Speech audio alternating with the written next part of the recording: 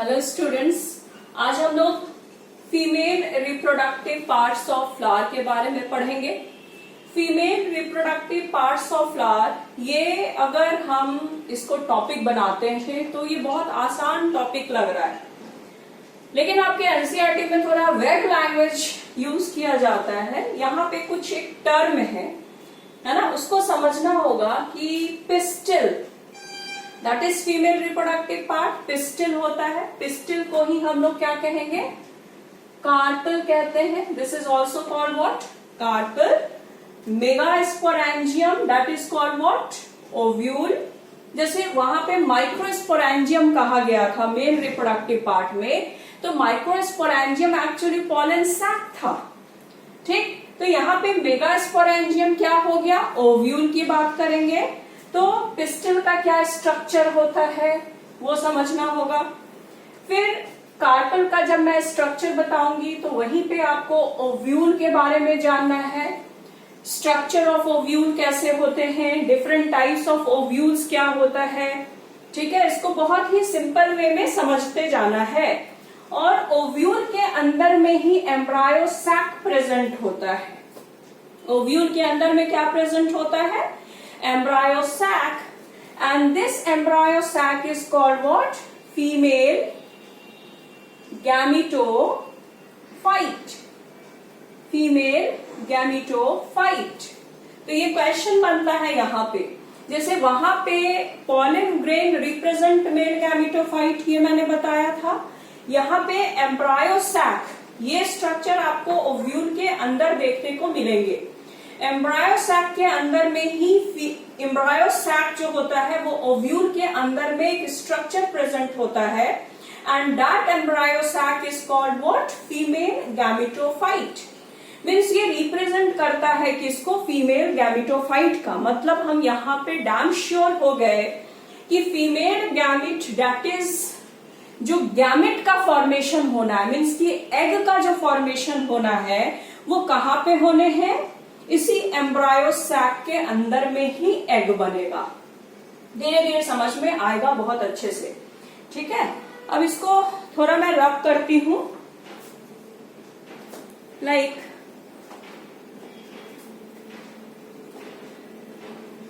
ये पॉइंट्स आपको समझ में आ गए होंगे। नाउ अब यहाँ जब बचपन से ये पढ़ते आ रहे हो, कार्पल और पिस्टल की जब स्ट्रक्चर मैं बताती हूं तो यहाँ पे तीन चीज आप लोग पढ़ते हो। यही स्ट्रक्चर आप लोग हमेशा बनाते हो। ये स्ट्रक्चर हो गया, दिस इज द स्ट्रक्चर, है ना। ये स्ट्रक्चर आप लोग बनाते हो, clear. Now this one is what? Stigma. This tubular structure is called what? Style. This is what? Ovary. This is what? Thalamus. This is what? Pedicel. तो ये बहुत सिंपल सा स्ट्रक्चर, ये बचपन से बताया जाता है। मीन्स फिर भी यहाँ पे पढ़ना है तो हमारा काम बनता है इसको फिर से रिमाइंड करना। तो फीमेल रिप्रोडक्टिव पार्ट का जो कार्पल और पिस्टिल है वो मैंने यहाँ पे बनाया, क्लियर। तो स्टिग्मा, गाइनोसियम बोलते हैं ना, female reproductive part is gynoecium. उसका यूनिट को मैंने क्या बताया था? कार्पल और पिस्टिल। आप लोग को ये अच्छे से समझ में आना चाहिए। तो स्टिग्मा इज व्हाट? इसको समझते जाना है। स्टिग्मा का फंक्शन क्या होता है? What is the function of stigma? Stigma is the place where pollen grains land, और ये pollen grains का जो लैंडिंग प्लेटफॉर्म होता है, ठीक है। स्टिग्मा क्या हो गया? वो pollen grain का लैंडिंग प्लेटफॉर्म है। मीन्स pollen grain वहीं पे लैंड करेगा एंड इट विल जर्मिनेट, और वो वहां पे जर्मिनेट करेगा। बात समझ में आई? तो ये मैंने बताया हुआ है कि पॉलन पिस्टल में एक कॉम्पिटिबिलिटी होनी चाहिए, स्पेसिफिक कॉम्पिटिबिलिटी होती है। अगर ये कार्पल वीट का है तो राइस का पॉलन ग्रेन इसको जर्मिनेट नहीं कर सकता है, क्लियर। तो यहाँ पे स्पेसिफिक होती है, मीन्स केमिकल डायलॉग होते हैं, सेम स्पेसिस का रहेगा, तभी वहां पे वो जर्मिनेट कर पाएगा।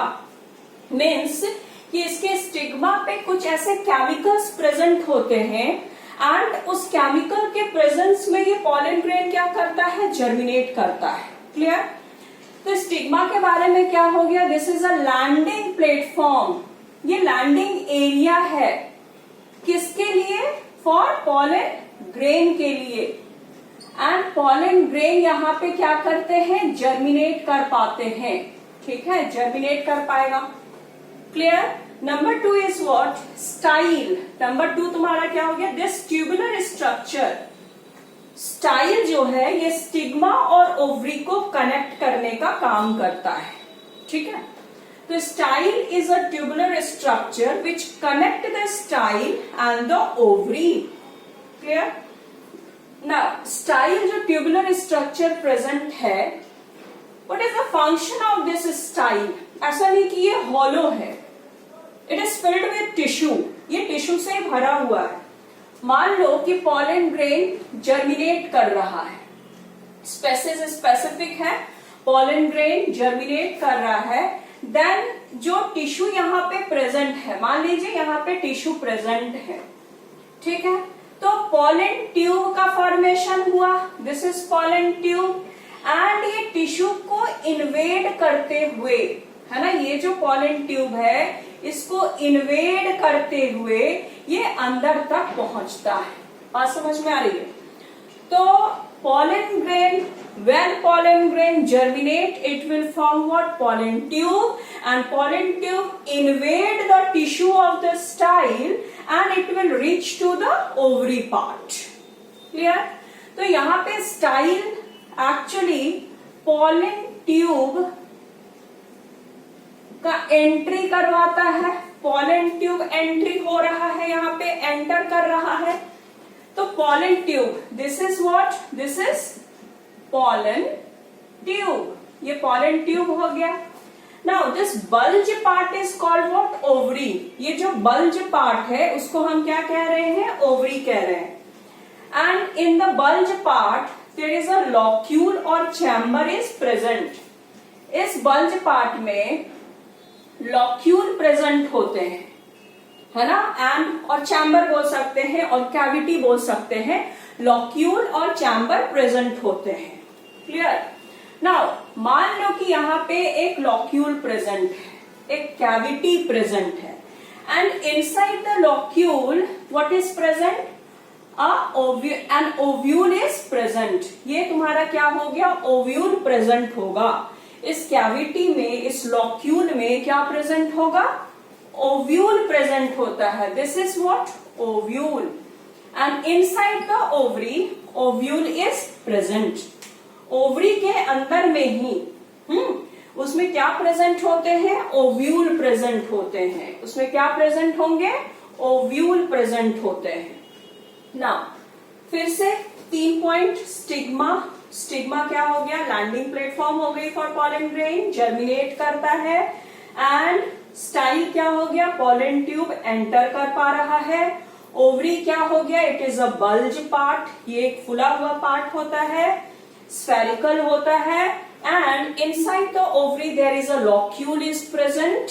लॉक्यूल में ही प्रेजेंट होते हैं क्या, ovule, and ovule is attached with the cushiony tissue and that tissue is what, placenta, है ना। यहाँ पे ओव्यूल जिस टिश्यू से अटैच्ड होता है उसको हम लोग क्या कहते हैं, प्लासेंटा कहते हैं। तो ये क्लास 11th में पढ़ना था कि arrangement of ovules inside the ovary, different arrangement of ovules inside the ovary is called what, placentation. उसी को हम क्या कहते हैं, प्लासेंटेशन कहते हैं, मार्जिनल प्लासेंटेशन। जैसे पी में जो होता है उसमें क्या होता है, मार्जिनल प्लासेंटेशन होता है, फिर एक्साइल प्लासेंटेशन होते हैं, सेंट्रल प्लासेंटेशन होते हैं, बेसल प्लासेंटेशन होते हैं। ये क्लास 11th का पार्ट हो जाता है। तो खैर उतना अभी नहीं जानना है, यहाँ पे सिंपल सा बात है कि ओवरी है, ओवरी के अंदर में ओव्यूल प्रेजेंट होते हैं। ओव्यूल के जो फ्यूनिकल और स्टॉक होते हैं, ओव्यूल का जब स्ट्रक्चर मैं बताऊंगी तो उसमें भी एक फ्यूनिकल और स्टॉक प्रेजेंट होता है। ये एक टिश्यू से, कुसनी टिश्यू से ये अटैच्ड होता है and this attached tissue is called what? This tissue is called what? Placenta. Clear? Now अब ये ओवरी किस पर रिसाइड कर रहा है? ये थैलेमस पे रिसाइड कर रहा है। ओवरी किस पर प्रेजेंट होगा? थैलेमस पे प्रेजेंट होता है and this thalamus is also swollen and the stock is called what? Pedicel. और इसके स्टॉक को हम क्या कहते हैं? पेडिसेल कहते हैं। Very clear? ये बात समझ में आ गई? नाउ इतने के बाद हम लोग अभी एक चीज को समझेंगे, लाइक कि कार्पल, अगर फ्लावर में कार्पल सिंगल है तब हम उसको क्या कहते हैं, और अगर बहुत सारे हैं देन हम लोग उसके लिए क्या टर्म यूज करते हैं। तो अगर फ्लावर में सिंगल कार्पल होता है, single carpel and if many carpel, बहुत सारे कार्पल प्रेजेंट हैं, तब सिंगल कार्पल होगा तब हम लोग बोलते हैं इसको मोनोकार्पलरी कंडीशन। और अगर बहुत सारे हुए, मेनी कार्पल इज प्रेजेंट, अगर बहुत सारे कार्पल प्रेजेंट होते हैं then it is called what? Multi carpellary condition. Bi carpellary भी होता है, दो कार्पल प्रेजेंट होगा तो क्या हो जाएगा? बाई कार्पल कंडीशन हो गए। तो फ्लावर में अगर सिंगल कार्पल प्रेजेंट है then it is called what? Monocarpellary condition. If there are many carpel is present, अगर बहुत सारे कार्पल प्रेजेंट होते हैं then it is called what? Multi carpellary condition. तो आपको ये अच्छे से समझ में आना चाहिए कि अगर एक फ्लावर है, फ्लावर में अगर बहुत सारे कार्पल और पिस्टल प्रेजेंट हैं then it is called what? Multi carpellary condition. And if there is single carpel is present, then it is called what? Monocarpellary condition. Now, monocarpellary का example हो सकता है मैंगो, कोकोनट। ये तुम्हारा क्या हो गया? मोनोकार्पलरी हो गया। समझ में आ रहा है? एक फ्लावर में सिंपल सी बात है भाई, इतना टेंशन लेने की जरूरत ही नहीं है। एक फ्लावर में अगर एक कार्पल और पिस्टल प्रेजेंट है then it is called monocarpellary. Example is mango and coconut. Mango और कोकोनट जो होता है उसके फ्लावर जो होते हैं उसमें एक ही कार्पल प्रेजेंट होता है तो उसको मोनोकार्पलरी कंडीशन कहते हैं। मल्टी कार्पलरी, बहुत सारे कार्पल, एक फ्लावर में बहुत सारे कार्पल और पिस्टल प्रेजेंट हैं then it is called what? Multi carpellary condition. Now multi carpellary condition के बारे में बात करते हैं कि अगर मल्टी कार्पलरी कंडीशन है तो यहाँ पे कार्पल्स जो होंगे आइदर फ्यूज्ड भी हो सकते हैं और ये फ्री भी हो सकते हैं। फ्यूज्ड भी हो सकता है, फ्री भी हो सकता है। अगर फ्यूज्ड होगा कार्पल तब हम इसको क्या कहते हैं? Syncarpous. And if it is free from each other, then we call what? Apocarpus. Then it is called apocarpus. ठीक है? नहीं समझ में आया? मानो कि ये 5 कार्पल एक फ्लावर के अंदर प्रेजेंट है। एक फ्लावर है, ये मेरे हाथ को फ्लावर ही समझ लो, इसमें 4 कार्पल ऐसा प्रेजेंट है। ठीक है? अगर ये एक दूसरे के साथ फ्री है ना, एक दूसरे से अटैच नहीं है, फ्री है, then it is called what? Apocarpus. And if the carpel are fused with each other, एक दूसरे के साथ fused है, then it is called what? Syncarpus. Clear? अभी समझ में आ गया होगा? तो इसका एग्जाम्पल समझ में आना चाहिए। आपके बुक में ये 3 फिगर दिए हुए हैं, ये चार्ट आप लोग बना लेना। क्लियर? कि flower single carpel monocarpellary, many carpel multi carpellary. Multi carpellary में भी अगर if carpels are fused then it is called what? Syncarpous. And if it is free from each other then it is called what? Apocarpous. Now ये जो figure दिए हुए आपके book में, इसके बारे में भी हम लोग थोड़ा समझ लें।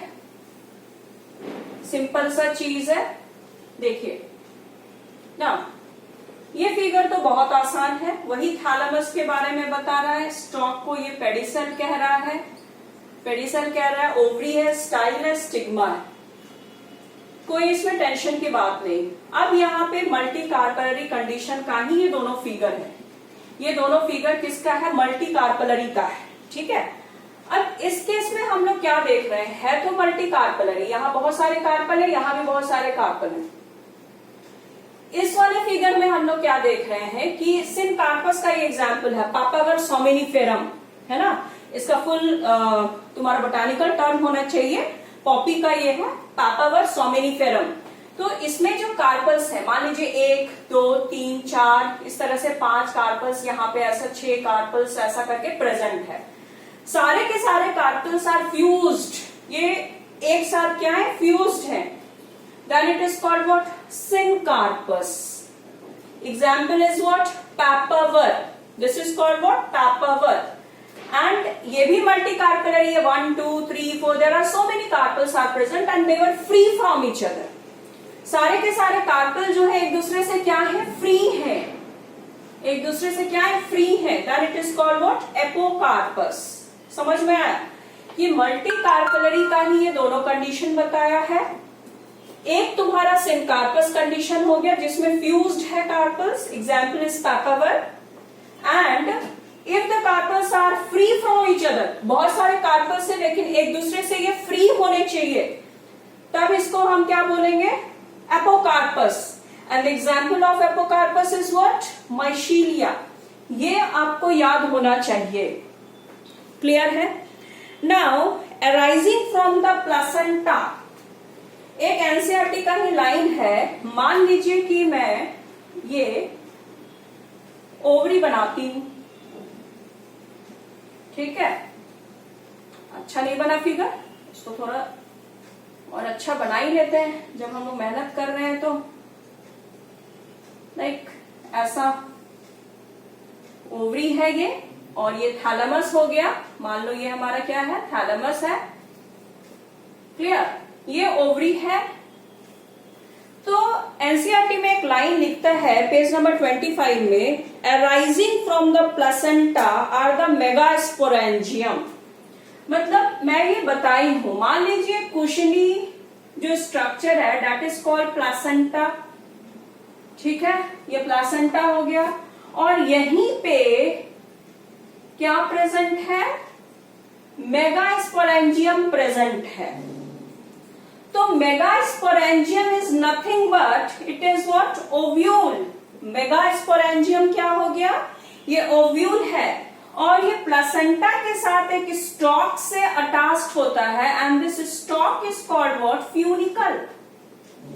ओव्यूल का जो स्टॉक होता है उसको हम फ्यूनिकल कहते हैं, और वो फ्यूनिकल प्लासेंटा जो कि ओवरी का ही एक टिश्यू होता है, कुशनी टिश्यू होता है, इसी को हम क्या कहेंगे? प्लासेंटा कहेंगे। लाइन क्लियर हुआ? नाउ कॉमनली कॉल्ड ओव्यूल्स, इसी मेगास्पोरेंजियम, आइदर तुम इसको मेगास्पोरेंजियम कहो तो कोई समझ नहीं सके, और अगर मैं ओव्यूल कहती हूं तो ये बहुत क्लियर होता है कि अच्छा मैम, तो ओवरी के अंदर जो प्रेजेंट होता है दैट इज ओव्यूल। तो टेक्निकल टर्म हो गया ओव्यूल का क्या? मेगास्पोरेंजियम। नेक्स्ट लाइन इसके नीचे है कि the number of ovules in an ovary may be 1। Ovule का नंबर ओवरी के अंदर में 1 भी हो सकता है, 1 भी हो सकता है, और मेनी भी हो सकता है। 1 किसमें होता है आपका? वीट हो गया, मैंगो हो गए, है ना, मैंगो हो गए, वीट हो गए, ठीक है, पैडी हो गया, पैडी हो गए। इसमें ओव्यूल का नंबर कितना होगा? ओवरी में सिंगल होते हैं, और बहुत सारे अगर प्रेजेंट है, many ovules is present inside ovary. जैसे ओव्यूल आपको पता है, ओव्यूल मैच्योर होके क्या बनाता है? सीड बनाता है। ओवरी मैच्योर होके क्या बनाता है? फ्रूट का फॉर्मेशन करता है। ये तो बेसिक चीज है। तो वन ओव्यूल, एक ओव्यूल ओवरी के अंदर प्रेजेंट होगा। एग्जाम्पल पूछता है wheat, mango, paddy. And if there are many ovules is present inside the ovary, the example of this is what? Watermelon. Watermelon ले लो, खाते हो ना तरबूज। Watermelon मीठा मीठा, वाटर कंटेंट बहुत प्रेजेंट होता है।